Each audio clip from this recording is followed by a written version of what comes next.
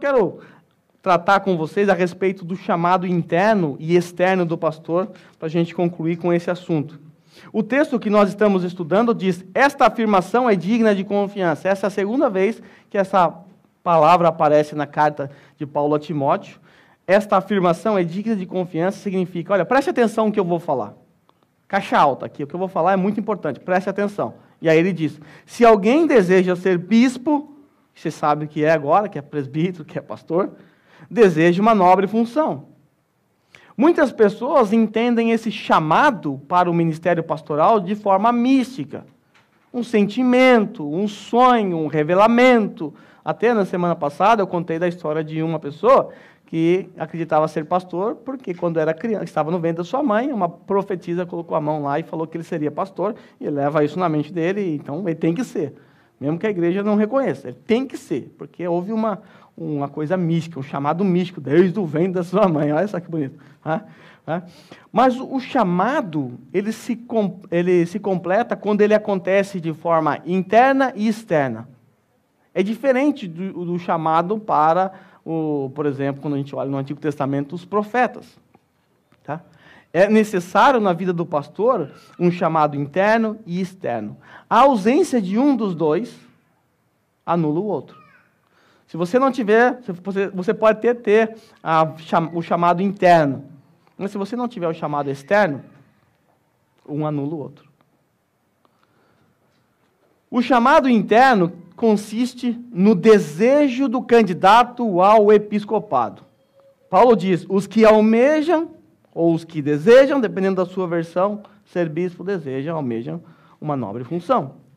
Ele tem que querer, ele tem que almejar.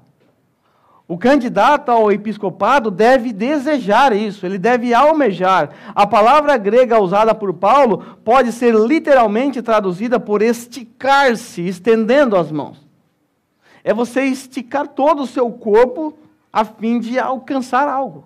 Você chega no seu limite, você quer tanto pegar aquele pote que está alto, você não alcança, aí você se estica todo, porque você precisa daquele pote.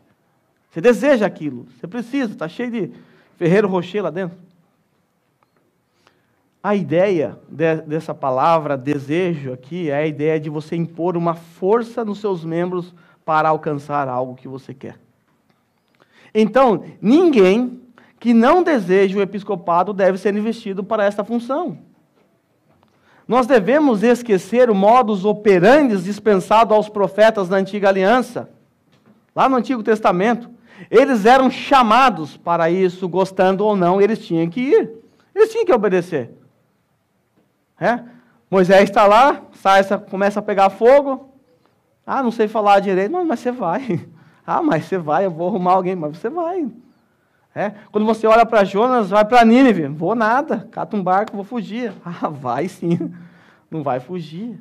Jeremias. Os profetas, eles eram chamados assim, você tem que ir e pronto. Ou vai.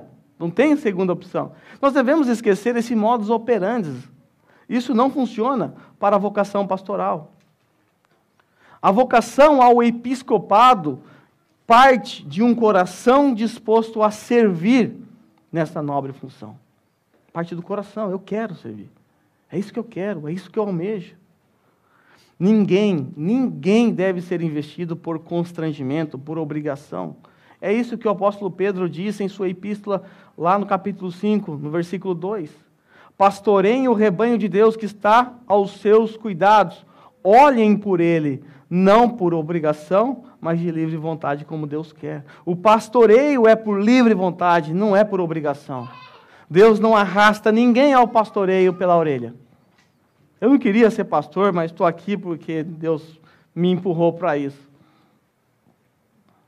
Ok, alguém até pode desejar ser um pastor. E muitos desejam.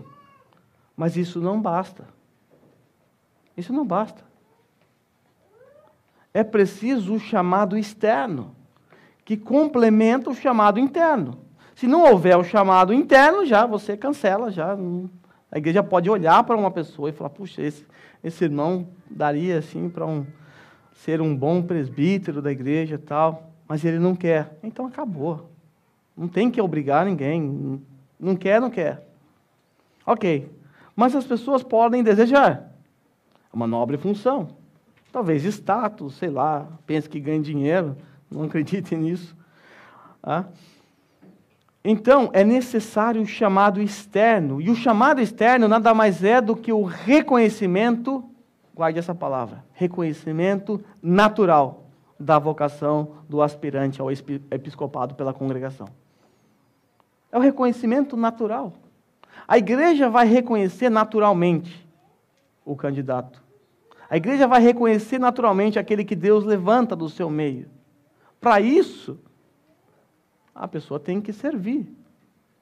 A pessoa tem que estar trabalhando. E ela faz isso naturalmente. E a igreja começa, então, a reconhecer o chamado externo. Olha, esse irmão realmente parece que leva jeito. A congregação local deve observar as evidências apresentadas por Paulo nessa carta, e em outras cartas também, para assim avaliar.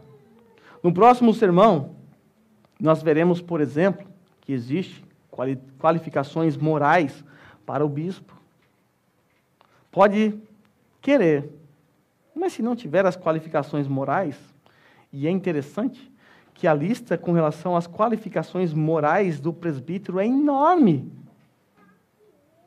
É enorme, não basta apenas você ter um PhD, não adianta você ter feito faculdade, seminário, você pode ter tudo isso aí, mas se não tiver as qualificações morais, mesmo que você deseje, como diz as crianças, sem chance.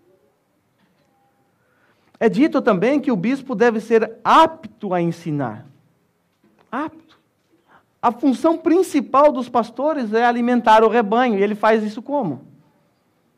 Através da palavra, através do ensino, através da exposição. Por isso, o bispo deve ser alguém que é apto a ensinar, que pregue e ensine com uma clareza a fim de que a igreja seja edificada. Então, existem qualificações necessárias para um bispo. E a igreja deve conhecer essas qualificações. Para quê? Lembra do sufrágio da nossa confissão? Um dia nós vamos reconhecer publicamente esse ministro. Nós daremos a evidência externa de que Deus, de fato, levantou um dentre nós. Eu, como um dos bispos, o único por enquanto, eu observarei pessoas e, ao perceber, eu o apresentarei à igreja depois de avaliá-lo por um longo período. Mas esta avaliação compete a vocês, a avaliação final. Eu, como um bispo, eu apresento a vocês, candidatos à membresia. Vocês, pelo sufrágio, levantam as mãos, reconhecendo que essa pessoa, candidato a ser membro da igreja, de fato, tem demonstrado evidências de ser um cidadão do reino. Assim funciona também com os presbíteros. Vocês devem aprender tudo que eu estou ensinando aqui, o que eu vou ensinar no próximo sermão, e guardar isso. É isso que deve ser avaliado no candidato ao episcopado.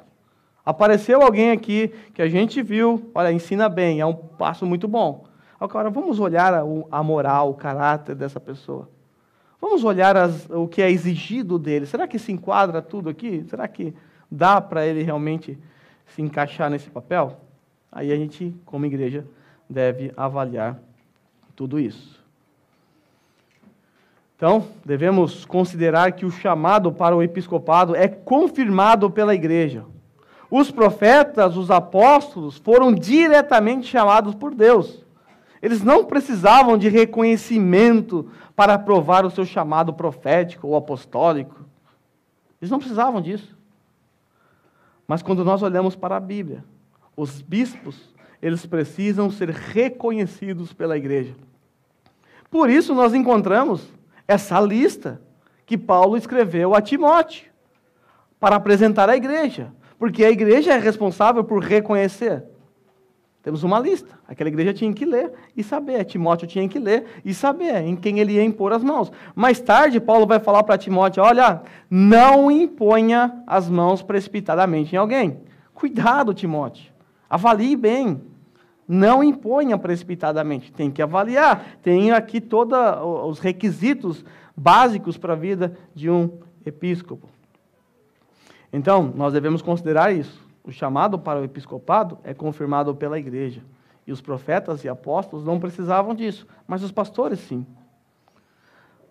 Albert Mohler, em seu artigo denominado Deus tem um chamado, ele conclui o seu artigo com uma pergunta bem pertinente. Veja só, já estou encerrando. Considere o seu chamado. Você sente que Deus está te chamando para o ministério? Seja como pastor ou como um outro servo da igreja? Você queima com uma compulsão a proclamar a palavra, compartilhar o evangelho e cuidar do rebanho de Deus? Esse tem sido confirmado e encorajado por aqueles cristãos que melhor te conhecem? Você tem tudo isso aqui? Você tem o desejo de servir como pastor? Você queima dentro de você uma compulsão para proclamar, para pregar a palavra de Deus, o evangelho? É de seu desejo cuidar do rebanho de Deus? É, sim, legal. Mas agora, esse seu chamado tem sido confirmado e encorajado por aqueles cristãos que estão próximos de você, que melhor te conhecem? Pode desejar à vontade.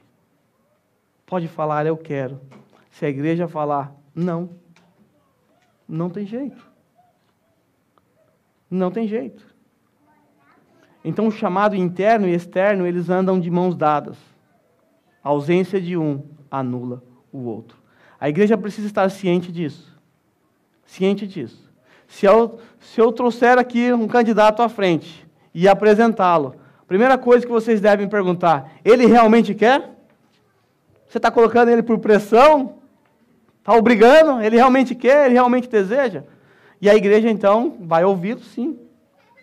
E aí a igreja, então, vai avaliar. Bom, realmente, ele tem demonstrado, então, isso. É evidência de que ele quer. Ele tem trabalhado, tem servido.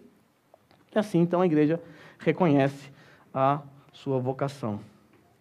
Sendo assim, existem dois chamados, o interno e o externo. Sendo o chamado interno, aquele chamado de Deus para aspirar ao episcopado, e o externo, apenas a confirmação da igreja sobre esse chamado.